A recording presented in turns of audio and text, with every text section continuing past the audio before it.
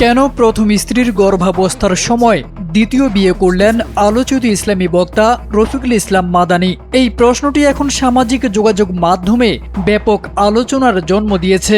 Net দুনিয়া চলছে তীব্র সমালোচনা, বিতর্ক এবং নানা প্রতিক্রিয়া।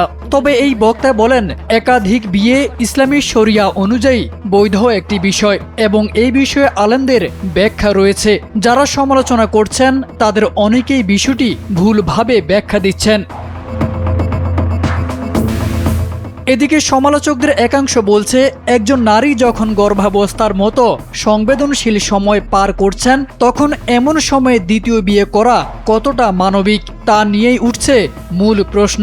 জীবন অবাক না করলে কে করবে? 28% মিল্ক ফ্যাটের অবাক করার সাথে ফ্রেশ মিল্ক পাউডার। জীবন অবাক করুক প্রতিদিন। এই বিতর্কের মধ্যেই নিজের অবস্থান পরিষ্কার করে সামাজিক যোগাযোগ মাধ্যমে দীর্ঘ ব্যাখ্যা দিয়েছেন রফিকুল ইসলাম মাদানী।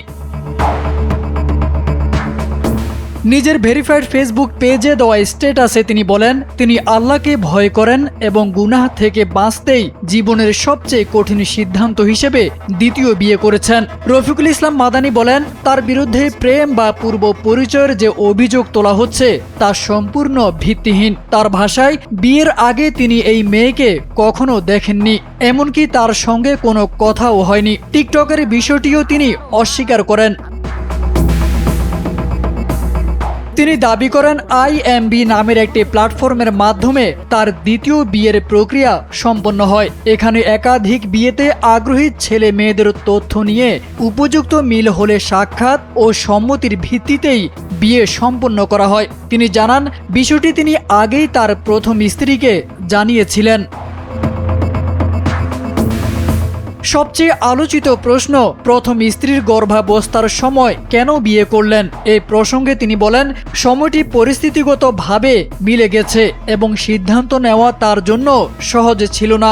তিনি দাবি করেন, ওই সময় তিনি তার প্রথম স্ত্রীর পাশে ছিলেন এবং হাসপাতালে 4 দিন সার্বক্ষণিক অবস্থান করেন, রাত দিন তার সেবা করেন বলেও তিনি উল্লেখ করেন।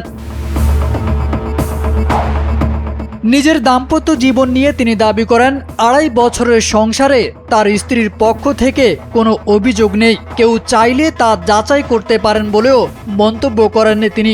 রফিকুল ইসলাম মাদানী বলেন, স্ত্রীর যত্নে তিনি সর্বোচ্চ চেষ্টা করছেন। কাজের লোক রাখা, প্রেগন্যান্সির সময় যত্ন নেওয়া, রাতে পাশে থাকা, সবই তিনি করেছেন। তবে একই সঙ্গে তিনি স্বীকার করেন, এই সিদ্ধান্তের কারণে তার ভেতরে এক ধরনের অপরাধ বোধও কাজ করছে। তরেক আজিজ খান, NPB।